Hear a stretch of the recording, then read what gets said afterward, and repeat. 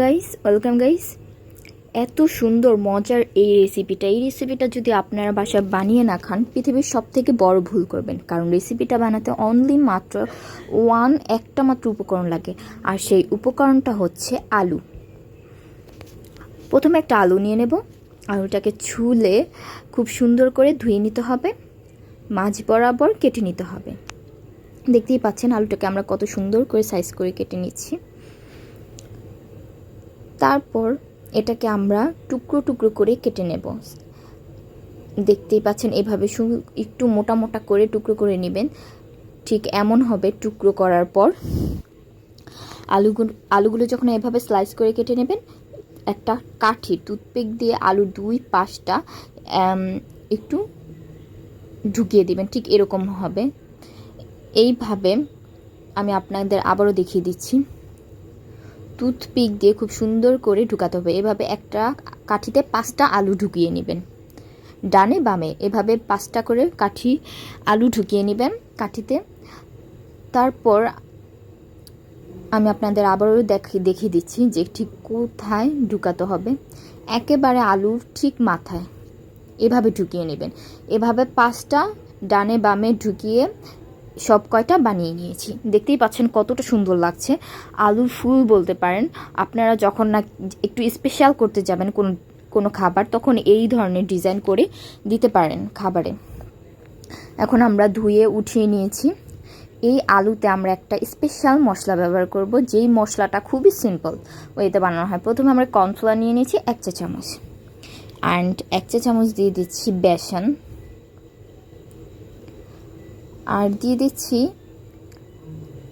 খাবার লবণ, 1/2 চা চামচ টেস্টিং সল্ট, খাবার লবণ দুটোটাই দিতে হবে। অ্যান্ড দিতে হবে সয়া সস, 1 চা চামচ সয়া সস দিয়ে একটু পানি দিয়ে খুব ভালো করে এগুলো মিশিয়ে নেব।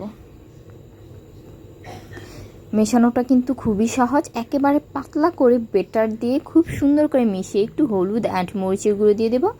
অ্যান্ড আরেকটু পানির সাহায্যে একটু মিশিয়ে আমরা এটাকে একদমই একটা পাতলা বেটার তৈরি করে নেব। দেখতেই পাচ্ছেন কত অল্প মশলা লাগে। দেখতে ব্যাটার কনসিস্টেন্সিটা দেখুন।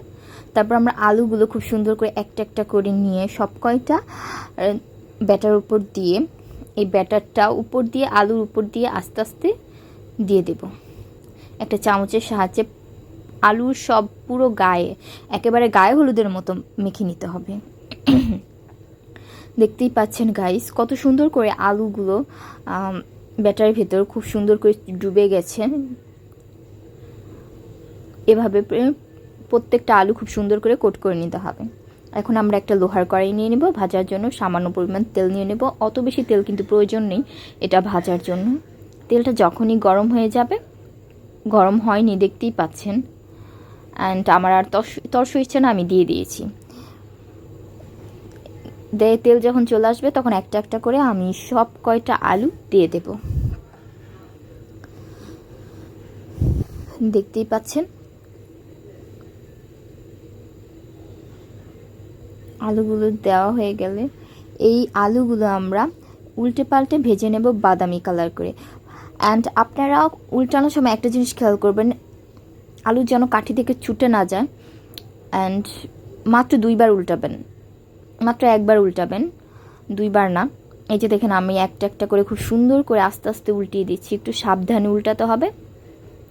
অ্যান্ড এটাই একটু রিস্কি ব্যাপার এই ক্রিস্পি খাবারটা বানানোর জন্য, তাছাড়া আর কোনো রিস্ক নেই। আস্তে আস্তে কাঠিটা যেন আরেকটার সাথে লেগে না যায়। খুব সুন্দর করে উল্টে দিয়েছি 5টাই। দেখতেই পাচ্ছেন আস্তে আস্তে বাদামি কালার হয়ে খুব সুন্দর মুচমুচে রসালোভাবে ভেজে গেছে। এখন আমরা তুলে নেব একটা ছাঁকনিতে ছেঁকে। একটুও যেন তেল না থাকে কড়াইতে, ছাঁকনিতে। অ্যান্ড আলুর গায়ে সব কয়টা আলু খুব সুন্দর করে সসের সাহায্যে